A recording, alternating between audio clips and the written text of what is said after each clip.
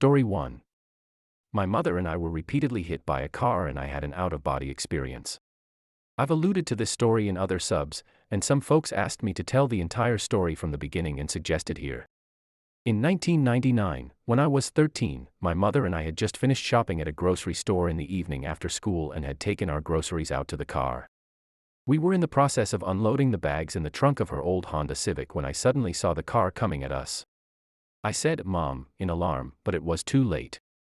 It haunts me that the last word I ever heard her say to me, with her back to the car, was, "What?" in an annoyed voice. I had been looking at comic books in the grocery store while she was checking out, and she had needed to raise her voice to get my attention to finally leave the store and catch up. The car sideswiped me on the left hip and hit her head on. I was knocked to the ground between her car and the one next to us. I didn't know it then, but the initial hit fractured my pelvis. As I struggled to get up, the car spun around 3 times in the parking aisle, hitting 6 parked cars, with my mother hanging onto the hood. It suddenly stopped, and she fell off. The car backed up, ran her over, backed up again, ran her over again, and then turned 90 degrees with its rear towards me. By this time, I had gotten to my feet with the desperate thought that I had to help her. The car responded by backing into me at 30 miles per hour, knocking me down again, and then pulled forward again. On autopilot, I struggled to my feet, or maybe my knees, for a third time, and the car backed into me again. This time, I fell backwards and fractured my skull on the pavement. Combined with a punctured lung, I couldn't even scream. I turned my head to the side and saw my mother's unblinking eyes, her white blonde hair stained red with blood. I lay there, drifting in and out of consciousness, and remember being loaded into an ambulance and weakly telling the EMT not to give me N4, as I was scared of needles.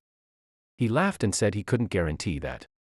I woke up 2 days later in the ICU and learned officially of my mother's death. I found out I had flat-lined in the ambulance at one point.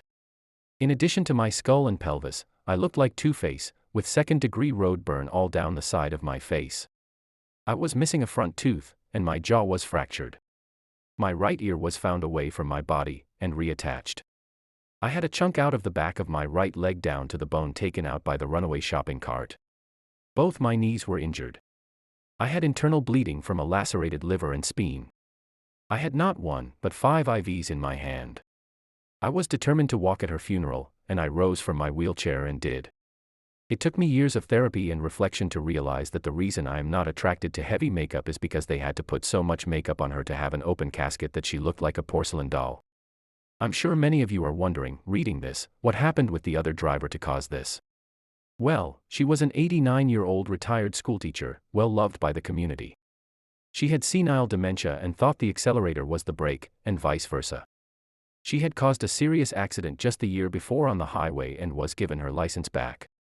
Even after her car finally came to a stop, bystanders had to remove her keys from the ignition as she had no idea what had happened, and did not understand what happened until the day she died, aged over 100. She was charged with negligent homicide and those charges were ultimately dropped. There were several rumors about why, but since I have no proof I won't share them here. As part of the police investigation, I was interviewed in the hospital and asked to draw a map of the accident scene. I was told later that I had drawn the most accurate map of any of the many witnesses who had been present. I believe that this is the case because I distinctly remember viewing the scene as though from above, as if I was looking down over a cliff and seeing my body lying on the concrete. When I tell this story in person, sometimes people will be crying at this point. I understand, and I can't argue, it was the worst day of my life and the aftermath was equally difficult, recovering physically, emotionally, and having to build a very different relationship than before with my father. Fortunately, I've had 20 years to process all this, and if you would like a silver lining to this story, it's that without the insurance money from my mother's death, I would have never been able to go to college, I would have never met my wife, we would have never been able to buy a car, or a house, and we would never have had our beautiful daughter, who has her grandmother's blonde hair, and her initials. Story 2. I'm an FBI agent who tracks serial killers. I remember the disturbing case of the earthquake killer. In the history of American serial killers, we have seen some truly bizarre examples of how the human brain can go wrong. Most people may know of the case of Ed Gein, a man who tried to get a sex change operation but was denied. Ed Gein wanted to become a woman. Perhaps he wanted to become his domineering, fanatical mother. But when he couldn't get a sex change operation, a significantly harder feat in the 1950s, he decided to make a suit of women's skin that he could wear. He planned to physically transform himself into a female by this method. At first, he only dug up graves to get at the flesh required, but over time, the need grew, until he started murdering women to take their skin. Another absolutely insane case is that of Richard Chase, the schizophrenic serial killer who became a living vampire. Like most truly bizarre cases, this one came from California. After doing far too many ego-shattering doses of LSD, his psychotic predisposition started to split his mind into a fractured, nightmarish state. He thought he was having constant heart attacks or that his heart would stop beating randomly. He thought his blood had turned into a powder. He thought that the bones in his skull would move around when he watched them in the mirror. Sometimes, he would put oranges up to the sides of his head to try to absorb vitamin C through osmosis. In the end, he decided he needed blood to keep his heart going. He started by killing animals and drinking their blood. Eventually, he even killed a rabbit and injected its blood into his veins, which caused a severe infection and hospitalization.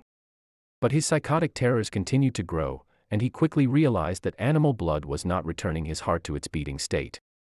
He decided he needed human victims, which he found by murdering whole families. He cut open a baby's chest and put its organs in a blender with Coca-Cola, which he then drank. Needless to say, these kinds of insane meltdowns don't only occur in the past. They continue to happen regularly, and no matter how many serial killers we catch, in the end, more always arrive to replace them. My partner, Agent Stone, sat next to me in the black sedan, driving the car at breakneck speeds through the winding roads and rolling hills of Northern California toward the crime scene. An occasional vineyard dotted the landscape in the foggy breeze. I took in all of the beauty and splendor of this ancient land, smelling the sweet spring breeze that blew in through the vents. You ever notice how many serial killers California puts out? Agent Stone asked, turning to regard me with his colorless blue eyes. I nodded grimly. Some states grow potatoes, and others grow corn, but California grows serial killers and madness, it seems, I said. Agent Stone barely seemed to hear. Ed Kemper, Lawrence Bittaker, Herbert Mullen, Richard Chase, Charles Manson, Richard Ramirez, Joseph D'Angelo, Kenneth Bianchi, and so many others, he said, shaking his head. It's FING nuts. You know what I think. Does it involve lizard people? I asked with a deadpan expression. He laughed, a brief, harsh laughter that always cut off abruptly. I think it's because California is a leftist hellhole. All the college campuses have extreme students and professors. This is where the weathermen and all the bombings started, after all.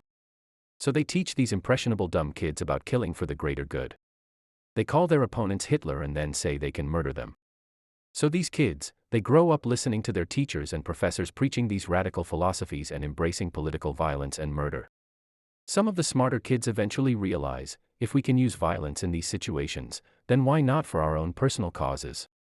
Just like the communists and radicals, they start to see themselves as the victim, and those they murder are the perpetrators of, well, whatever they want to accuse them of, Agent Stone said. I blinked rapidly, absorbing the information. You sure have thought a lot about this, I said. I always figured it was just the sex and drugs in California driving people crazy. You know, my brother still lives out here, though I haven't talked to him in a few years. He's a bit whacked out, too, I guess. So I take it you're not planning on moving here. Agent Stone just gazed stonily out the front window as he flew down the road. This is going to be disturbing, Agent Stone said. He pulled the car into a dirt road that wound its way through a public nature preserve. A hunter had found the bodies and called it in. The sedan came to a stop and Agent Stone cut the engine. I noticed the sounds of birds singing all around us while the engine pinged and tinked. This place looked mesmerizing with rugged pine trees and dark brush covering the rolling hills. I opened the door and breathed in the fresh air, seeing a hummingbird fly past my head. 2 other FBI vehicles lay parked nearby, sitting empty and dark. Here, Agent Stone said as he came by my side, holding out a dark vial labeled peppermint extract. He rubbed a couple drops under his nose. This will help with the smell of the dead bodies. They're pungent as hell by now. They've been rotting out here for the last couple weeks. I tipped the vial onto the tip of my finger, repeating the movements. It had an overwhelmingly minty scent. Let's do this, I said, staying close by his side as we wound our way down a dirt trail and into the woods. I heard the soft murmuring of voices ahead. Through the dark green pines, I saw a fluorescent yellow tent. It stuck out immediately with its garish day-glow color scheme. Around it, CSI technicians from the FBI gathered evidence. Agent Stone and I always liked to come out and personally look at every crime scene. He claimed it helped him get a sense of the killer's soul, and in a way, I felt I understood what he meant. 4 victims, Agent Stone said. They're all just kids, really. The oldest one is 18. It looks like they were camping here when the killer came out and shot all of them. His faded blue eyes scanned the crime scene, taking everything in with photographic precision.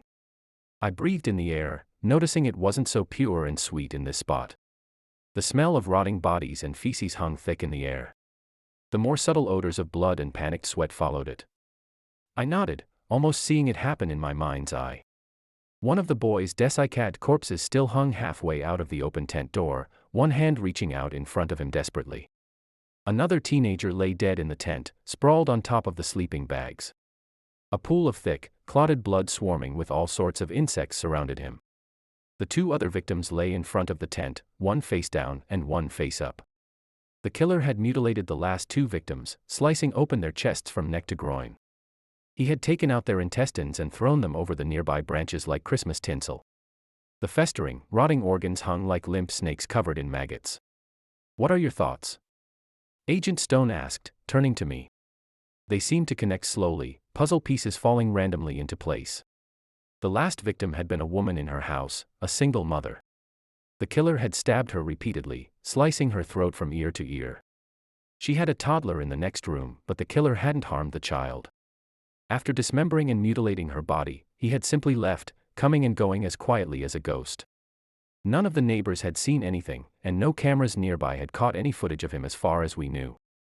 On the white wall, in her blood, he had written a single word, Jonah. Based on the previous victim and these victims, I think we have a mostly disorganized killer. The last time, he used a knife, and this time, he used a gun and a knife. There's no sign of any sexual sadism, and he doesn't seem to care about the genders of his victims, though all of them were white. I think we are dealing with a white male, late 20s or early 30s. He has a severe psychotic disorder, possibly schizophrenia or bipolar disorder, and he regularly suffers from command hallucinations. I think, when we catch this guy, if we catch this guy, he will have a totally bizarre motive. Unlike Ted Bundy or Lawrence Bittaker, this guy isn't doing it for purposes of sexual sadism and torture. He's doing it for some reason we can't even possibly begin to comprehend. I'm not even sure if he wants to do it, or if he feels he is forced to kill. But he will kill again, definitely. He will keep killing until he gets caught. Agent Stone and I stayed at the crime scene for about half an hour, watching the technicians work and discussing the case. The technicians told us that the shots had come from a high-caliber rifle at close range. The victims hadn't had a chance. The case got a lot stranger when Agent Stone and I got back to the car. Someone had left a note on the windshield. It fluttered in the light spring breeze as if trying to catch our attention. What the hell is this? I asked, moving closer and plucking it out from under the wiper. In spiky, copperplate handwriting, I read the following message: if you turn this note into evidence, I will kill a family member of yours. If you don't, I will torture a little girl to death. What the F? I said, handing the note over to Agent Stone. He frowned, his face forming into a stony grimace. This can't be real, can it? Well, shit, we already got our fingerprints on it, he said, sweating heavily. He carefully opened the door and took out an evidence bag, sliding the note inside. I don't know if this is some kind of sick joke or not, but we shouldn't take any chances. We need to send this note to CSI. Maybe it will have a fingerprint that matches one from the crime scenes, but even if not, having a potential handwriting sample from the killer could help the prosecution. And if it turns out to be BS, they can destroy it after the killer gets caught and convicted. We also had a camera in the sedan, just like most police cars. But when we got back to headquarters and reviewed the footage, all we saw was a man dressed in all black with a dark ski mask slipping a note under the wiper. He had walked over only a minute after we had started down the trail toward the crime scene, as if he had been waiting there for us to arrive. Thinking of it sent shivers down my spine. And I wondered, at that moment, was I hunting the killer, or was he hunting me? After we got back to our hotel for the night, I tried calling my brother. But the phone number I had for him no longer worked. A robotic female voice came on, saying that the line was no longer in service. For a brief moment, I wondered if he was even still alive. Johnny had always been a heavy drinker, and at some point in his life, that habit had spiraled into full-blown alcoholism. He had owned his own successful business and had a large house, but over time, he lost all of that and had eventually moved into a small cabin in Mendocino County. We had gotten into an argument the last time we spoke, as I told him he needed treatment and to stop asking me for money.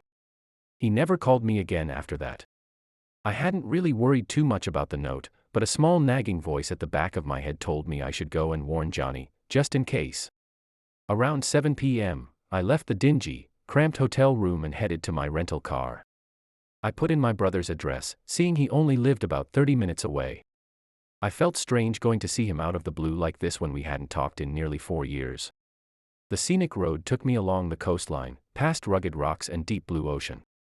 With some Johnny Cash playing in the background, I let myself relax, absorbing the natural beauty of this place.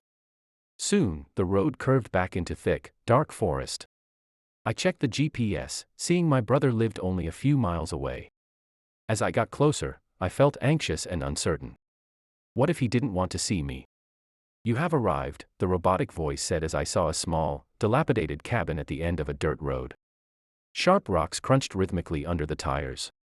The wide boughs of evergreens fanned out behind the cabin, with many of the branches leaning on the roof and walls. The grass looked overgrown and riddled with weeds. In the small driveway, the hunk of a rusted-out car stood next to a small moped.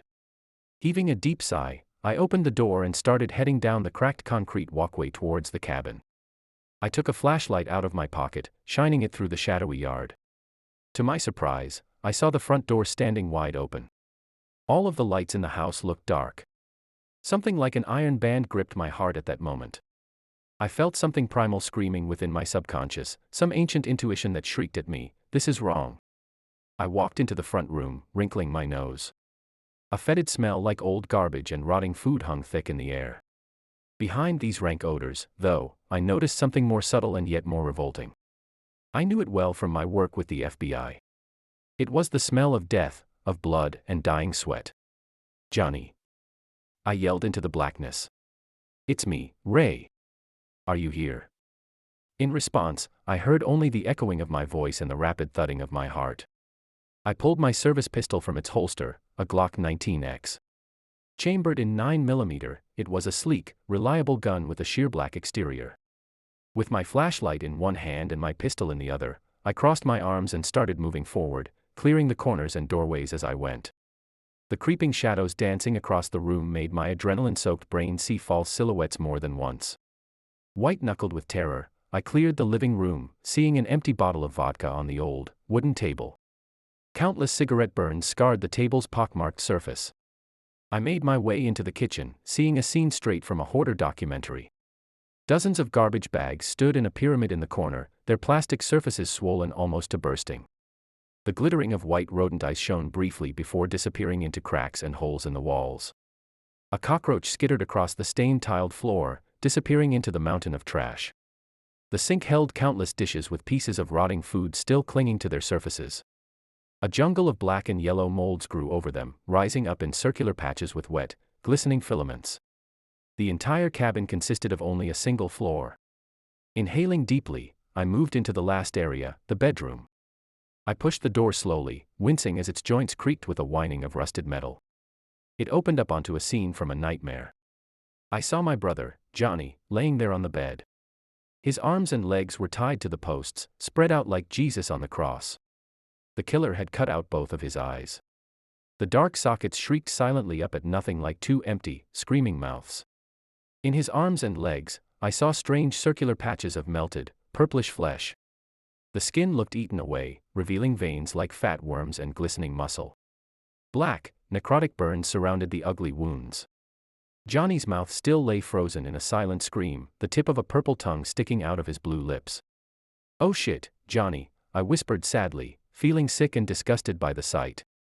The murderer had carved a symbol into his chest as well. I saw an eye sliced into the spot above his heart. Around it, 12 wavy protrusions emerged like crude tentacles. Drips of dried, darkening blood surrounded the mutilation. But what had killed him? I didn't know. I raised my flashlight, clearing the corners of the filthy room. On the nicotine-stained wall, I saw more spatters of blood. Moving closer, I realized they formed words. The killer had left me a message. Sometimes, he gets inside of you and makes you do things you don't want to do, it read. I glanced down at my cell phone, trying to call the police. Out here in the middle of nowhere, however, I had no service. I tried 911 3 times, but I couldn't get it to ring once. Cursing, I decided to run back to the car. I knew that I had cell phone service back on the scenic road near the shoreline, because I had used the internet to play Johnny Cash on the drive. I just needed to drive back in that direction until I got closer to a cell phone tower and call for help. Johnny had no neighbors nearby except trees and animals. In reality, this cabin appeared the perfect scene for a murder. No one would hear the screams of the tortured victim all the way out here. I felt instant regret for not organizing protection around my surviving family members as soon as we found the note. I knew I needed to contact Agent Stone and warn him that the killer might target his family as well. I made it outside, taking a great lungful of fresh air. It tasted immensely sweet and refreshing after the oppressive odor of death and putrefying garbage. Breathing heavily, I bent over, trying not to retch. The horrors of what I had seen hit me all at once, like a freight train crashing into my mind. I heard the cracking of twigs nearby and the rustling of leaves. Looking up, I saw a black silhouette creeping around the side of the house, only steps away from me. I instantly recognized the men from the sedan's video feed, wearing all black clothes and a black ski mask. Before I could react, he ran at me, raising a glittering, blood-stained butcher's knife above his head. I stumbled back, thrown off balance by the abrupt assault. I tried to raise my pistol and aim, but before I could bring it up, the men reached me. I saw the knife coming down in slow motion, aimed at the center of my face. I twisted my body, throwing myself to the side. The knife whizzed past my ear, slicing through the air in a blur. A moment later, I heard a crunching of bone and felt a cold numbness spread through my left shoulder. I landed hard on the ground, looking over and seeing the knife embedded deeply into my flesh. Bright red streams of blood instantly spurted from the wound. The black handle still quivered, shivering in its place. I couldn't feel my left hand anymore. I dropped the flashlight on the ground with a dull thud, raising the pistol and firing in the direction of the madman. He gave a grunt of pain as a bullet connected with his stomach. He took a few steps back, nearly falling but catching himself at the last moment. I could hear his pained, rapid breathing. Reaching quickly toward his belt, I saw him pull a pistol of his own. I kept firing, my shaking, unsteady hands missing most of the shots. As he started to aim at my head, I used the last round in my magazine. I inhaled deeply, aiming and firing.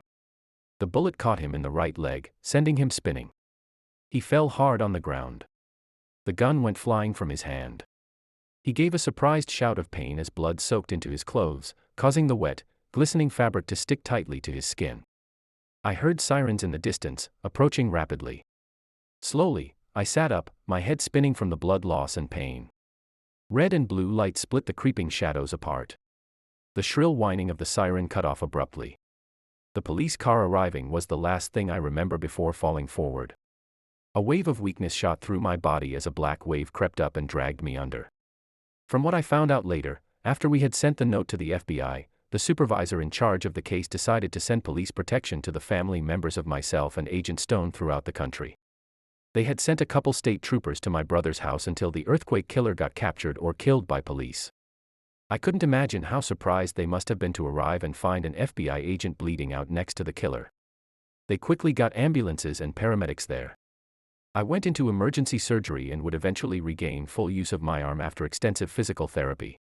The earthquake killer, too, ended up surviving, though they had removed over 5 feet of intestines and part of his liver in the process. I woke up in the hospital to see Agent Stone standing grimly over my bed, his tan skin gleaming with sweat. His pale eyes, which never seemed to show a shred of emotion, sparkled for a moment when he saw me conscious. "Welcome back to the land of the living," he said, giving me a crooked half-grin. "You did it, Harper. You got the man. He's in the same hospital as us right now, handcuffed to the bed and guarded by police." "I should have shot him in the head," I whispered, my throat cracked and dry. "He doesn't deserve to be alive." Agent Stone nodded, shrugging his massive shoulders.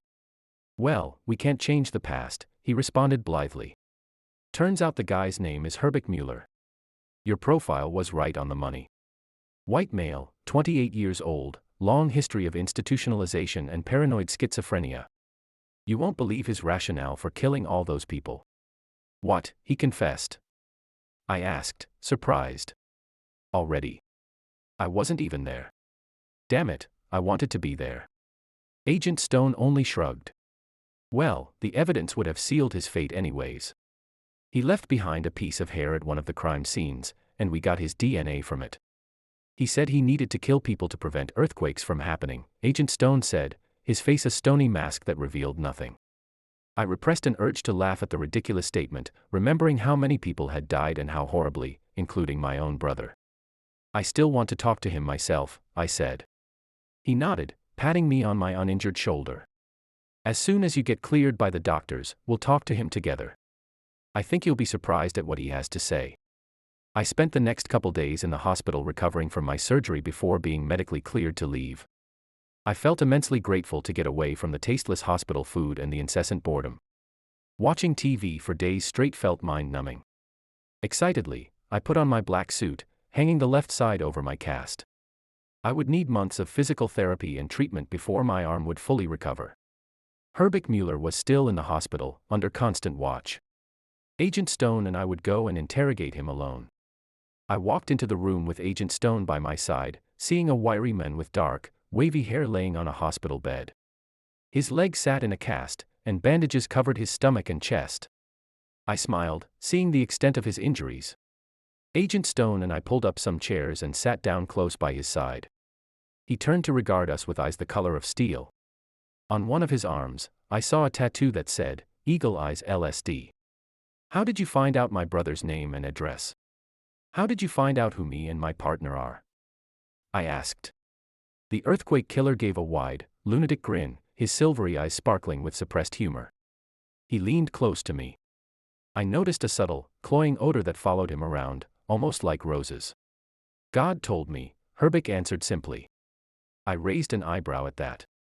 God told you to kill, or he gave you the information? I said. Both, he answered.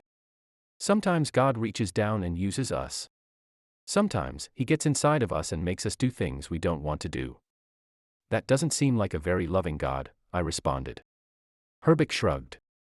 How did you first contact him? His eyes went slack, his mouth opened.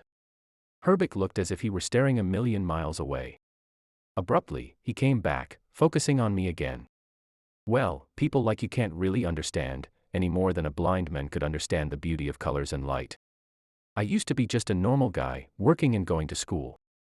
But one day, after taking a high dose of acid, I dissolved my individual soul into the universal soul. It was as if I held up a candle's flame to the sun and saw that these were the same, that the light of the smallest and the light of the greatest are both just eternal light. In the beginning, something endless and unmoving stood like a pillar of mind, outside of time and space yet within everything and everyone. When I saw my soul, this smallest flame of blinding light, I knew I also saw the one, the eternal. And then a voice came to me, a voice like rushing water and static. It screamed into my mind, over and over. At that moment, I knew what Moses must have felt like and why he aged so rapidly when he saw God. And do you know what that shrieking voice said? I just shook my head. He leaned close, his gray eyes cold and dead. It wanted sacrifices. God said to me, pick up the victims and throw them over the boat. Kill some so that many may be saved. God showed me what kinds of horrible things would happen if I did not follow his orders. I saw massive earthquakes ripping apart the land and tearing down the mountains, killing hundreds of thousands of people in minutes. I saw cities collapsing, trapping millions under the rubble. In that vision, I had no self, no sense of me, but I saw everything and knew it to be the absolute truth. I did what I had to out of love and compassion. I never wanted to hurt anyone, but what kind of man would I be if I let the many die for a few? But now that I'm here, being kept as a prisoner, the sacrifices are not being performed. God will send down an earthquake at any moment to kill us for our countless transgressions. The sins of the earth are too great for him to turn away. Agent Stone and I stared hard at this man, wondering if he was truly as insane as he claimed. How did you kill my brother? I asked, a sense of revulsion rising in my chest. What were those marks on his body, those strange, black and purple patches eaten into his skin? Herbert Mueller grinned at this, showing off filmy, yellowed teeth. Well, the thing is, God wants a lot of suffering and pain in exchange for saving the innocent.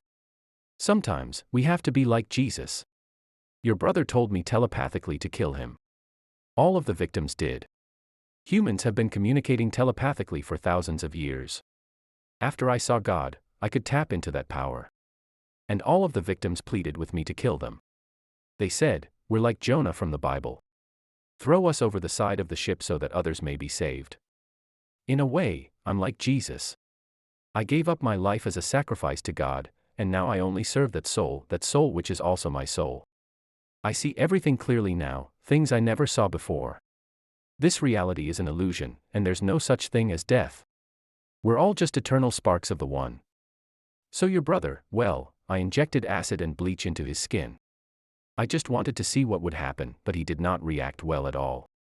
He kept thrashing and screaming and, after I cut out his eyes, he stopped moving. I think the hydrochloric acid got into his bloodstream and killed him somehow, but who knows? I'm not a doctor, I'm just God. At that moment, a team of agents wearing dark sunglasses walked into the room. I saw a dozen of them, and for a brief moment, I thought they were all FBI. I wondered what would have caused the FBI to send so many people for a case we had already solved. "We're taking this case over," one of the men said, the tallest of them standing at the front. I guessed he was the leader of the group. Agent Stone and I looked at each other, confused. The men pulled out a silver badge. I read it, frowning. "The Department for the Cleansing of Anomalies." I asked. "What is this, a joke?" "This is an FBI case, and we've already got the suspect in custody with plenty of evidence. We're taking this suspect with us, right now," he said. Two nurses came, hurrying around the bed of Herbert Mueller. They started disconnecting his medical equipment with practiced precision. He simply grinned up at us with a strange, sly expression that I couldn't read. I looked over at Agent Stone, about to say something, when I felt the first tremblings of an earthquake start shaking the walls and floor. Story 3. My girlfriend took me on vacation to cheat on me. My 33M girlfriend, 31F, let's call her Rose, said she'd been wanting to take a trip to Colorado to visit her aunt. The last time we saw her aunt was 2 years prior when she came over for her birthday to surprise Rose. Her aunt is like a second mother to her but had to move away with her husband for work 5-ish years ago. We planned the trip, I buy the tickets, book the hotel, and fast forward to 2 days ago we're in Colorado. We settled in at the hotel, visit her aunt, went out to eat, came back, slept, and yesterday went over there again. After coming back to the hotel yesterday, Rose tells me she wants to go back to her aunt's to sleep over her house. I thought that was kind of odd since we're visiting here for about a week and still have a lot of time to see her and we have to Uber to her aunt's house, but I didn't think much of it and figured she just wants to spend as much time with her as possible. She leaves and an hour or so later I text her to see what she's doing because she never let me know when she got to her aunt's house, which is about a half hour away. She doesn't answer the text and doesn't answer my call and I start to get a little worried, so I call her aunt and ask if Rose is there. Aunt said she's not, and while telling her that she should have been there by now, Rose texts me saying she's in the living room watching TV with her aunt. Now two thoughts are in my mind: Rose lied to me and she's somewhere else, or something bad might have happened to her and she's not the one texting me. I told her aunt I'd call her right back and call Rose. Rose picks up and says she's in the bathroom and she'd call me right back, and before I get to say anything she hangs up. At this point my heart is in my stomach and my palms are sweating and I'm freaking out thinking there's no way she's cheating on me with someone. I've had this weird vibe from her lately, like she hasn't been acting totally like herself and she's done some questionable things when we first got together, but nothing this crazy. I knew her aunt would be worried since I was asking where she was, so I called her aunt back and lied and said that she entered the wrong address and she decided to just Uber back to the hotel and we'd see her aunt tomorrow. I tried to call Rose and text her for like 2 hours straight to see WTF she's doing and she doesn't answer. I didn't know what to do and just started walking all around town, chain smoking cigarettes, waiting for a text or a call. I finally go back to the hotel and end up knocking out on the bed after staying up for a little longer trying to call again, and then I wake up this morning to her walking into the hotel room. I jump out of bed and I said, "What were you doing? I tried to text and call you for hours and you didn't pick up or answer anything." She said she was sorry and that she fell asleep with her phone on mute, charging in her aunt's bathroom, and then walks to the bathroom in our hotel to brush her teeth. At this point I'm furious because I know she's lying and I was thinking of a million ways on how to react, but when she walks out of the bathroom I just blurted out, "I called your aunt yesterday and she said you weren't there as you texted me saying you were there. Where were you?" She freezed and her eyes opened wide and just started crying. I already figured she cheated on me, but her reaction just confirmed it for sure, and I said, "Oh my God, you really cheated on me. You brought me on vacation to cheat on me. Where did you go? Who were cheating on me with? Did you know them this whole time? Was your aunt just an excuse to come here?" And the entire time I'm asking questions, she's ignoring everything and just repeats, "I'm sorry," while crying. She stops crying and tells me she has been talking to this guy she met through Instagram and thought she'd go and spend time with him while she was here, and was trying to tell me that she didn't do anything and they just talked and hung out, but knew I wouldn't be okay with it, so she lied and said she was going to her aunt's. I respond saying, "Are you serious? You're lying to me again. You really expect me to believe that? You were literally just crying because you're guilty," and she starts crying again. She finally says she did really meet the guy through Instagram and that he makes custom jewelry, and at first she was interested in a ring, but it turned into them talking and they've been planning to meet since I first booked the flight and hotel. She said they had sex, and as soon as she woke up this morning she felt disgusting and rushed back to the hotel, and she kept apologizing to me and saying she'd do anything to fix this, and I said nothing, just walked out, took an Uber to another hotel, and I've been sitting in the room bawling my eyes out wondering where to go from here. The flight back isn't for another 3 days and I don't know how I'm supposed to sit next to her on the plane. I feel sick to my stomach and lost. Story 4. I have a bad feeling something is going on between my younger sister and my husband. Part 1. Rachel, 30F, have been married to my husband, Ryan, 32M, for 6 years. We have a really strong relationship. I would say the usual couple drama through our years, but we have grown from it and have a loving relationship. All was well until about 8 months ago. My sister, star 28F, moved back to our hometown, after living in Florida since she was 18. Her long-term boyfriend dumped her and moved to a new city, leaving her destitute. The circumstance behind their breakup are still largely unknown. When my sister returned, she told us that he had been cheating with men. I didn't really know him that well, but that sounded far-fetched. I only met the guy 3 times, as my sister would only come home for Christmas, and usually only stay for 3 to 4 days. He accompanied her twice during their 5 years together. The other time I met him was when my husband and I visited them for a day during our vacation 3 years ago. He just didn't strike me as the guy who would have a double life, and just leave Star with nothing. I tried to reach out to him once but found I was blocked, so I just let it go. Star moved back in with my parents, Gina 55F and Jimmy 56M. For the first month she was here she struggled to find work, so I suggested that maybe Ryan could help her out. He is a higher up at his company, and figured he would have some pull. He did, and she was able to get a position in his department. This is a job in her field. For some background, my sister and I have never been very close. She is the golden child, at least to our mom, and our dad is spineless when it comes to our mom. It's not super obvious, just a million little things. Like we both got cars when we turned 16, but I got an 8-year-old Dodge Neon, and she got a 2-year-old Mitsubishi Eclipse. Her dance practices, outfits, competitions, I know they cost thousands of dollars over the years. Some of those competitions were 6 or 7 hours away, and they never batted an eye.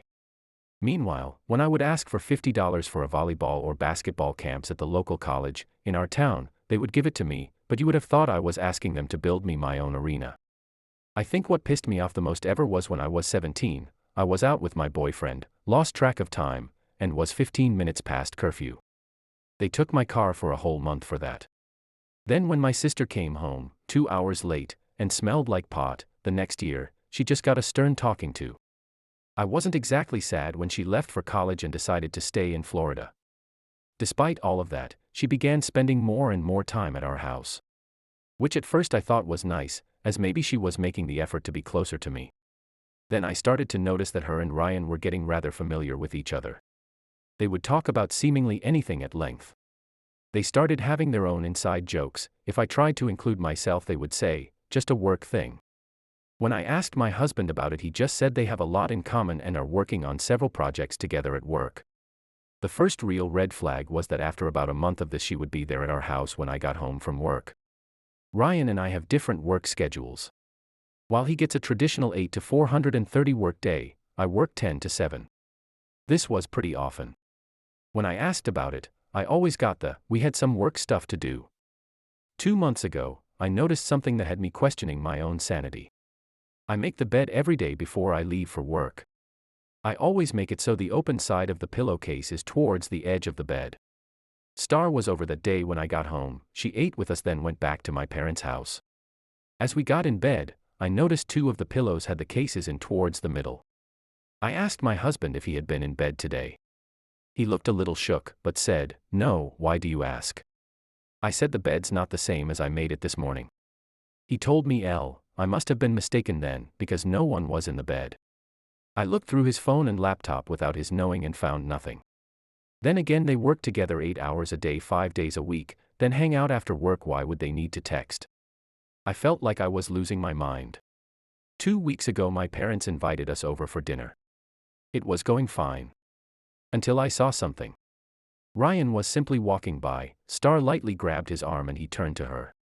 She whispered something and they touched foreheads together. It was only a second and Ryan jolted up, then kept on walking.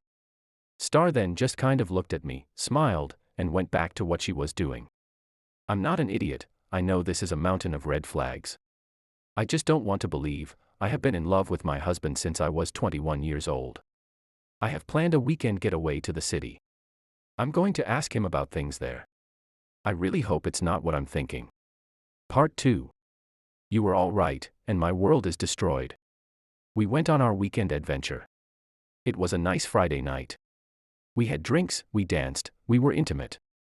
The next day we had more planned, and I almost didn't say anything. Really thought he couldn't be doing that with her and this with me. I was so wrong. We were almost ready to start our Saturday, and I point-blank asked him if he was having an affair with my sister. He teared up and said, yes, he was. My heart crushed. I asked him why. He said he was sorry, he didn't mean for this happen. They just clicked and before he knew it they were kissing, then more. I asked if he had been sleeping with her in our bed before I got home from work. He just turned his head in shame. I left at that point. I had nothing with me but my purse and I drove home without him. He got an Uber and arrived a few hours later with my other things. He tried to apologize but I didn't acknowledge him through my tears. He packed a bag and left for a hotel. The next day I told my parents. They already knew. They said they were sorry about what happened. Told me Star had left last night and might not be back for a few days. I'm sure she went to stay with Ryan. That all happened 3 months ago. Our divorce is almost final. Ryan found an apartment to rent right away, and Star moved in with him. I am only contacting him in regards to our divorce. He initially said I could just have the house and the savings. I think this was guilt talking. Then after a few days said that we would have to split the house. I know this was Star in his ear. I had already moved everything out of the savings into a new account, so there was no fight there. Just like that 9 years of my life gone. He has no idea what he is getting himself into. She is a narcissist and will throw him away eventually. Star has been exceedingly cruel during all this. A few days after I found out she tagged me in a Facebook post. It was selfie of her and him giving her a kiss on the cheek from behind. The caption read, "Feeling loved." It was disgusting. I logged out of my account and deleted the app off my phone. She texted me about an hour later saying, "Sorry sis, didn't mean to tag you, no hard feelings, I hope we can still be close. You'll meet your soulmate someday too." I blocked her on everything I could think of. My parents haven't been any better. They pretended to be sympathetic in the beginning. When I told them I was going no contact with Star and Ryan, my mother looked at me and said, "I'm sorry this happened, it shouldn't have happened this way, but your sister deserves to be happy too. You'll meet someone, and then we can put this all behind us." I got really upset and told them what Star had tagged me in and the text she sent me, and my mother said, "Well, you shouldn't be on that stuff anyway." My father hasn't said a thing this whole time. He just sits there. I asked him once what he thought, and he just said, "I agree with your mother." Then walked out of the room. I am going full no contact with them as well. The house will sell soon and I'm moving to a different state. I am not telling any of my family where or when. I haven't told them that's my plan, I'm just done with all of them. I wish them all the worst. Part 3. Hi everybody, I know it's been 4 years since I last updated everyone, but we had a major situation happen. I'll start with giving you an update on myself. I am recently engaged. It took a lot of therapy to get myself back out there. I tried dating right away once I got settled here in Minnesota. I went on one okay first date, and then I got shown just how much of an a-hole he was, and I swore off men forever. That's when I went to therapy to process all the trauma from the betrayal of my husband and sister, as well the abandonment of my parents. It was a hard year of that when I met James, 37M. I'm working on getting over the fact he has the same first name as my dad, LOL. James is wonderful. He is a chef. Him and his fraternal twin brother Jack own a restaurant/bar that is doing very well. I am very excited to start a future with James. Enough about me, now to the drama. First off, I'd like to tell you about the audacity my family had. Roughly 9 months after I left, I had been totally no contact, did not tell them where I moved to. I had told some friends, and a couple cousins, as I was close to them. I got home to my apartment, only to find a wedding invitation in the mail. To the wedding of Ryan and Star, with a gross picture of them hugging in a FING sunflower field. In it was a letter from my parents. It basically read like I need to forgive and put all this behind us. That they know things didn't go the best, that's an understatement, but we're a family, and families work through problems.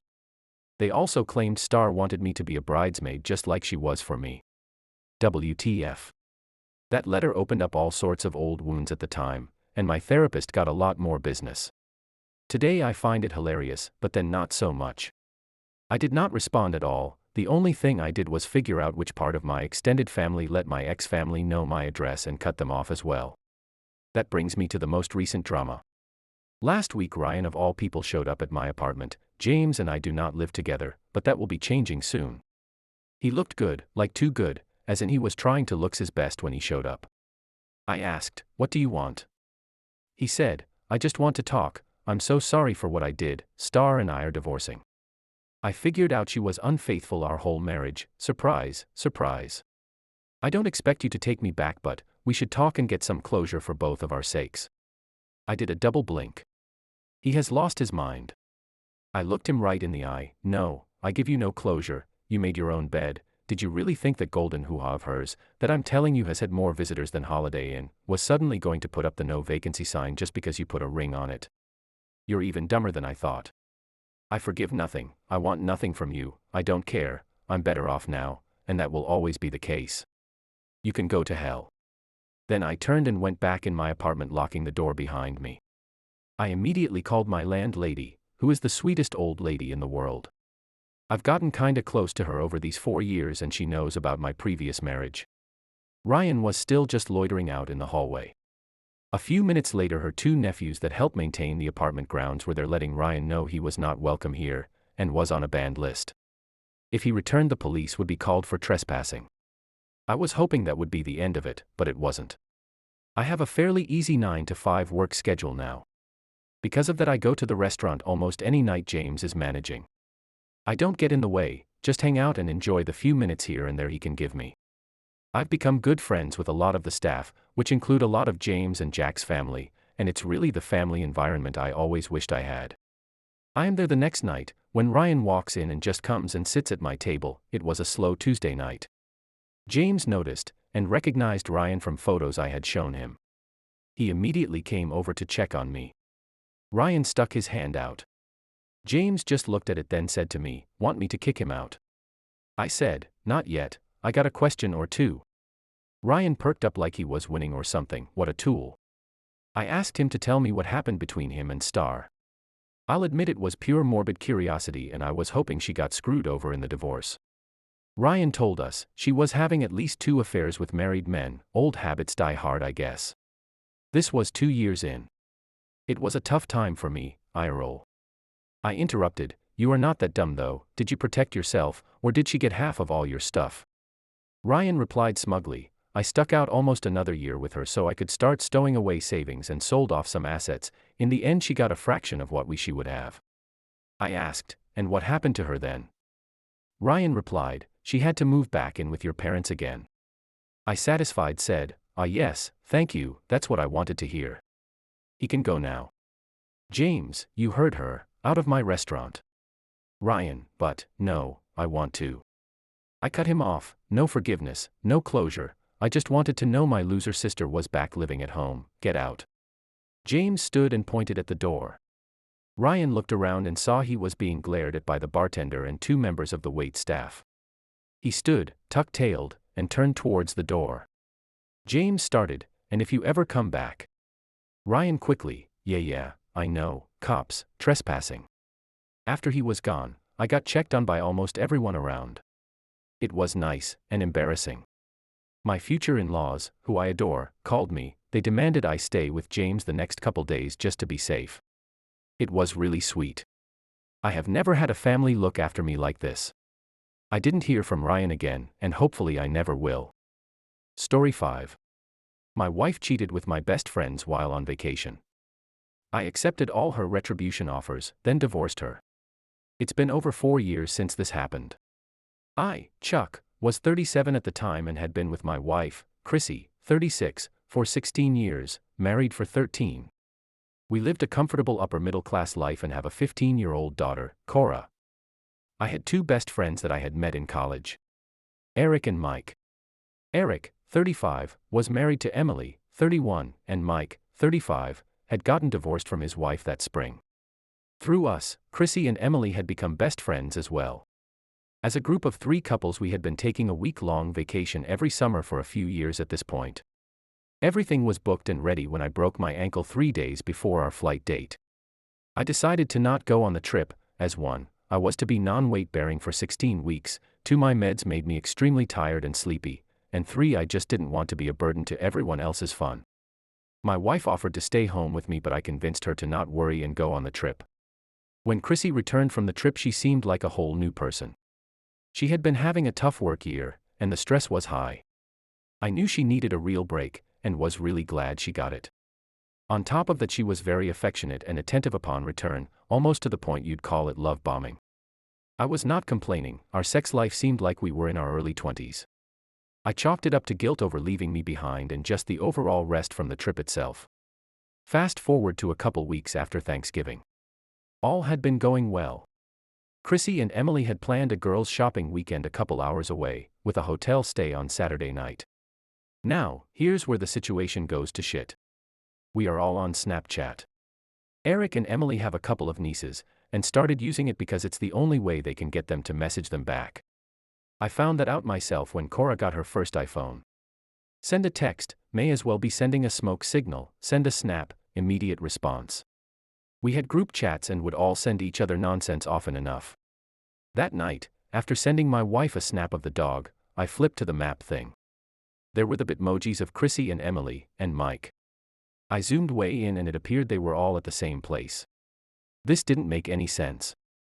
Why would Mike be in a town 2.5 hours away staying at the same hotel as Chrissy and Emily? My mind went immediately to the worst-case scenario. I tried calling Chrissy at that point, but got no answer. I called again, then again. After the 4th call, I grabbed my keys and was about to start driving that way. Then I remembered I had a 15-year-old at home and couldn't just take off at 8:30 at night to a town 2.5 hours away. I relaxed for a moment and began to think. Eric's wife was also there, maybe he knows something. I called Eric and he picked up. I told him about the snap map. It was weird though because he didn't seem surprised or concerned. Which momentarily relaxed me, maybe I just missed something. That's when Eric verified my worst nightmares. He said, he knows they are all there. Emily and Mike finally convinced Chrissy to have another threesome with them. Another? WTF. I felt the room spin at that moment. My heart sank into my feet. I snapped to after a few moments and told Eric, you better FING tell me everything right now. Eric, sounding defeated, said, I will. It started with the vacation back in July. The trip was basically 5 days, after you subtract the travel days on the front and end of the trip. The first day was largely just a chill day around the pool at the Airbnb. It was day 2 when things started to happen. I knew a full outing had been planned that day. Without their spouses, Mike and Chrissy kind of naturally paired off, seeing as they were with a married couple. It all seemed innocent enough and just friendly. However, Eric noted they seemed to get more comfortable with each other as the day went on. That night was a pretty heavy drinking night with dinner back at the B&B. The drinking continued through dinner and after. Emily noticed how much flirtier and closer Chrissy and Mike were getting. After a while, Eric and Emily went to their room and left Mike and Chrissy alone. After about an hour, Emily decided to quietly venture out to see what became of them. She went by Chrissy's room only to find she wasn't there. She then crept up to Mike's room to hear the clear, distinct sounds of sex between two drunk people trying to keep it down. Emily came back to the room and told Eric what was going on. I interrupted him at this point and said, how could she just let this happen? You said she noticed them getting like this during dinner. Why didn't she pull Chrissy aside and intervene? Eric then coldly said, because we didn't want to. Apparently, Eric and Emily have been mulling over an open relationship. They had agreed if something happened on the trip they would just let it happen. Eric admitted to me that he has always had a thing for my wife and thought this might be his opportunity, and it was. That was a kick in the teeth. I already had it verified that one close friend had betrayed me with my wife, and now here it was the other did too. I cussed him out, and he just took it, trying to apologize, i.e., trying to make excuses. I told him to shove that up his ass and just finish the story. The next morning Emily went to talk to Chrissy about it. Chrissy had the expected guilt and extreme worry about being found out, especially since there were witnesses. She said it was a huge mistake, but also that it was really, really good, especially for drunk sex. Emily said, why stop? He just got divorced, you have been on edge because of work for a year now, we're on vacation and nothing came with you, not your job, not Chuck, not Cora. You left your whole life behind, consider it a free week. Eric and I won't say a thing, and we'll cover if anything comes up. Chrissy liked the sound of it but had apprehension. She went to talk to Mike, and then Mike came to Eric asking if they were for real about letting this happen. Eric said yes, just enjoy the week. In reality, he had his own scheme to sleep with my wife as well. Eric said over the next 3 days they stuck to all the plans for the trip. I know this to be true because all the expected IG and Facebook posts went up. I kept getting included in the group snap from everyone, and Chrissy would call twice a day to check in, with intermittent texts throughout the day. I suspected absolutely nothing while back home recovering. Over those last 3 days Mike and Chrissy basically acted like a newly dating couple. They made sure on outings that any pics/posts/snaps were innocent. Otherwise they held nothing back in terms of touching or kissing while out, and whenever they got back to the BNB it was almost always immediately to Mike's bed. They were not quiet about it, it was very evident what they were doing and for how long. Eric, wanting his chance with Chrissy, pressured Emily into proposing a swap on the final night. He isn't totally sure what was said but knows she, and all other parties, agreed. I interjected and said, I don't need the details. Eric responded, you do actually. Because it has to do with where she is now. On the final night, they swapped. Eric got to have Chrissy, however, he told me he was overly excited, and it did not last very long at all. That's when she just got up, went back down the hall and joined the other two. Eric's pride was majorly hurt as he could hear them down the hall for what seemed like forever. In fact, Emily never returned to their bed that night. This was the first time he felt regret about initiating an open marriage with his wife. The next day they traveled back, all swearing to take it to their grave.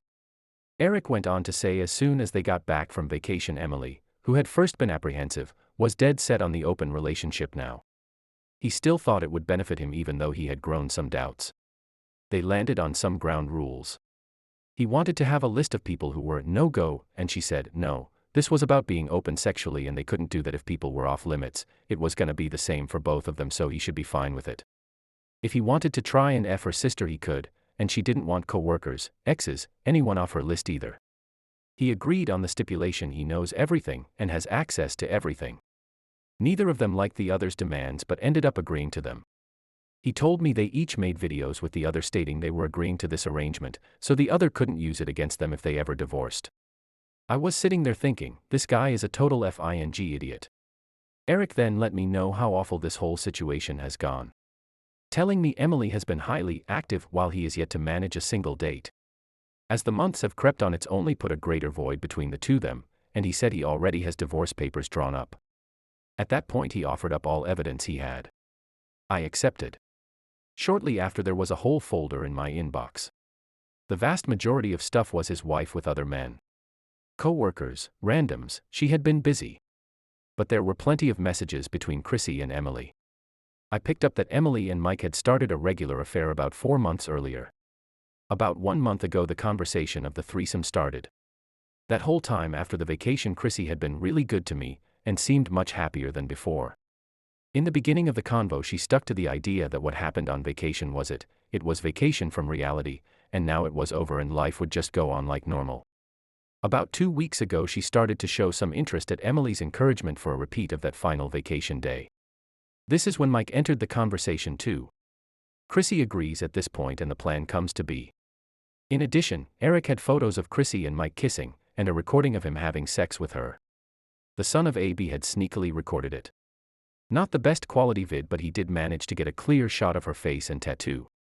I thanked him for the evidence. He tried to apologize again, then I told him he was piece of shit, and he better never contact me again. With the whole betrayal now out in the open, it was time to turn my attention back to my wife.